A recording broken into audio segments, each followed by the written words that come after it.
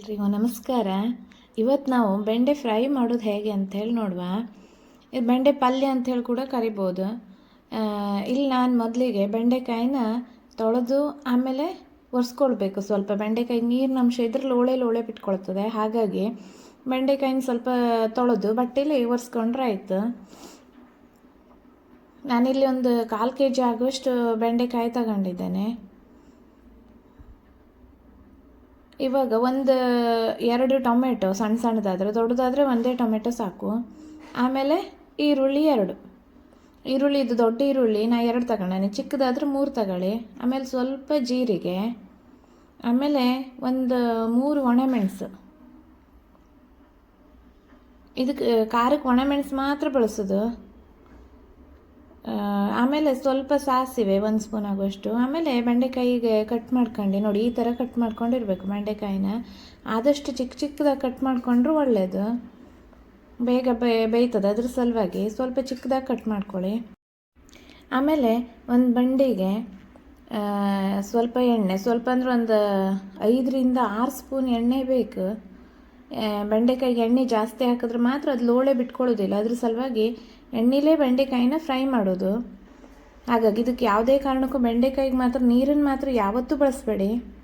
ಒಂದು 6ರಿಂದ 7 ಸ್ಪೂನ್ ಎಣ್ಣೆ, ಆಮೇಲೆ 1 ಸ್ಪೂನ್ ಸಾಸಿವೆ, ಅರ್ಧ ಸ್ಪೂನು ಜೀರಿಗೆ, ಅದೇ ಸ್ಪೂನಲ್ಲಿ ಒಂದು ಅರ್ಧ ಸ್ಪೂನು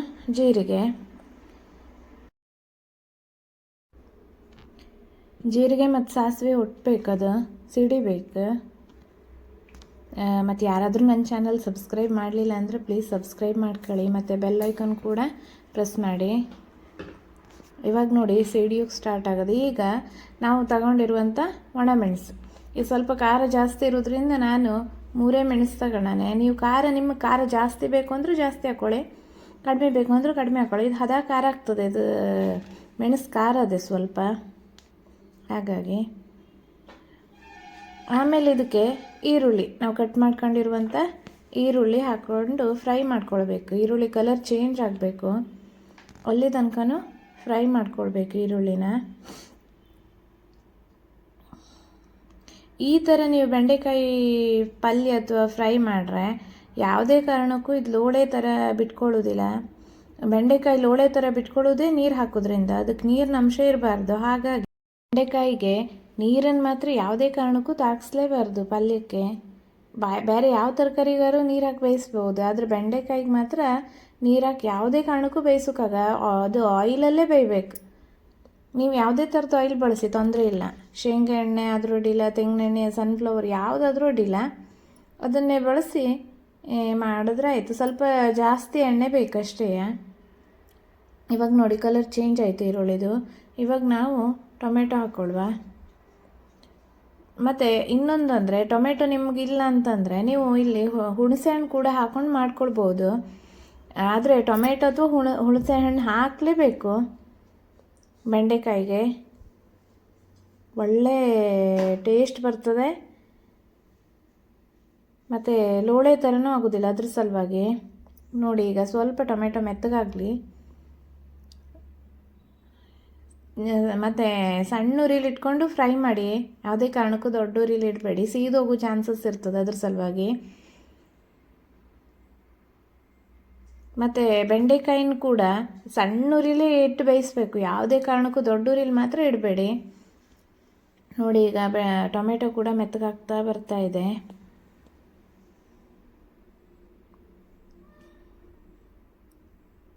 ಇವಾಗ ನಾವು ಬೆಂಡೆಕಾಯಿನ ಹಾಕ್ಕೊಳ್ವ.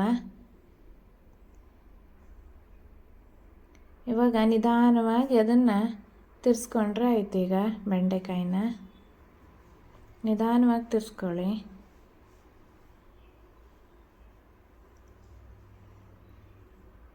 ಮತ್ತು ನೀವು ಅದು ಸೀದು ಹೋಗ್ತದೇನೋ ನೀರು ಹಾಕ್ತಿದ್ರೆ ಅಂಥೇಳಿ ನೀರು ಹಾಕಬೇಡಿ, ಏನೂ ಆಗೋದಿಲ್ಲ. ಅದು ಲೋಳೆ ಅಂಶನೇ ಅದು ಅಡಿಗೆ ಹೋಗಿ ಕೂತ್ಕೊಳ್ತದೆ. ಒಂಥರ ಅದು ಸೀದೋದ ಥರ ಅನಿಸ್ತದೆ, ಆದರೆ ಸೀದೋಗಿರೋದಿಲ್ಲ. ಲೋಳೆ ಥರದ ಅಂಶನೇ ಆ ಬೆಂಡೆಕಾಯಿಂದ ಅಡಿಗೆ ಹೋಗಿ ಕೂತ್ಕೊಳ್ತದೆ. ಇವಾಗ ರುಚಿಗೆ ತಕ್ಕಷ್ಟು ಉಪ್ಪು ಹಾಕುವ. ಉಪ್ಪು ಹಾಕಿ ರುಚಿಗೆ ಎಷ್ಟು ಬೇಕೋ ಅಷ್ಟು ಉಪ್ಪು ಹಾಕಿ. ಆಮೇಲೆ ನಿಧಾನವಾಗಿ ತಿರ್ಸಿ, ಅಂದರೆ ಎಲ್ಲ ಕಡೆಗೂ ಉಪ್ಪು ಹಿಡಿಬೇಕು.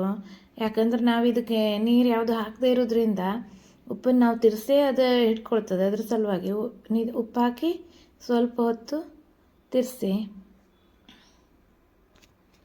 ಇವಾಗ ಸಣ್ಣ ಉರಿಲಿ ಇಡಿ, ಮುಚ್ಚಳ ಮುಚ್ಚಿ ಸಣ್ಣ ಉರಿಲಿಡಿ. ಮತ್ತು ಒಂದು 2 ನಿಮಿಷಕ್ಕೂ ಕೂಡ ತಿರುಗಿಸ್ತಾ ಇರಬೇಕು ಬೆಂಡೆಕಾಯಿ ಪಲ್ಯನ. ನೋಡಿ, ಒಂದು ಬಿಸಿಗೆ ಬೆಂದು ಹೋಗೋದು. ಈಗ ಸ್ವಲ್ಪ ನಿಧಾನ ಅಂದರೆ ಅಡಿ ತಳ ಹಿಡ್ದಂಗೆ ಅನಿಸಿರ್ತದೆ. ಹಾಗಾಗಿ ಈ ಥರ ತಿರ್ಸ್ತಾ ಇದ್ದರೆ ಏನೂ ಆಗೋದಿಲ್ಲ. ನೋಡಿ, ಅಲ್ಲಿ ಲೋಳೆ ಅಂಶದ್ದೇ ಅದು ಅಡಿಗೆ ಹೋಗಿ ಕೂತ್ಕೊಂಡಿರೋದು. ಮತ್ತು ಇದು ಸೀದು ಹೋಗೋದಿಲ್ಲ ಬೆಂಡೆಕಾಯಿದ್ದು. ನೀವು 2 ಅಥವಾ 3 ನಿಮಿಷಕ್ಕೆ ಆವಾಗ ತೆಗ್ದು ಈ ಥರ ತಿರ್ಸೋದು, ಆಮೇಲೆ ಮುಚ್ಚಳ ಮುಚ್ಚಿಡೋದು ಮಾಡಬೇಕು. ಅದು ಬೇಯೋ ತನಕ ಮಾತ್ರ. ನೋಡಿ, ಇವಾಗ ಕಲರ್ ಚೇಂಜ್ ಆಗಿದೆ. ಬೆಂಡೆಕಾಯಿನೂ ಕೂಡ ಬೆಂತೀಗ. ನೋಡಿ, ಆ ತಳ ಹಿಡ್ದಿರೋದಲ್ಲ, ಅದು ಲೋಳೆ ಥರದ್ದು ಹೋಗಿ ಕೂತ್ಕೊಂಡು ಆ ಥರ ಆಗಿರೋದು ಅದು. ನೋಡಿ, ಒಂದು ಸ್ವಲ್ಪ ಕೂಡ ಇದಿಲ್ಲ. ಬೆಂಡೆಕಾಯಿ ಪಲ್ಯ ರೆಡಿ. ಒಂದು ಸ್ವಲ್ಪ ಕೂಡ ಲೋಳೆ ಅಂಶ ಇಲ್ಲ ಬೆಂಡೆಕಾಯಿಲಿ.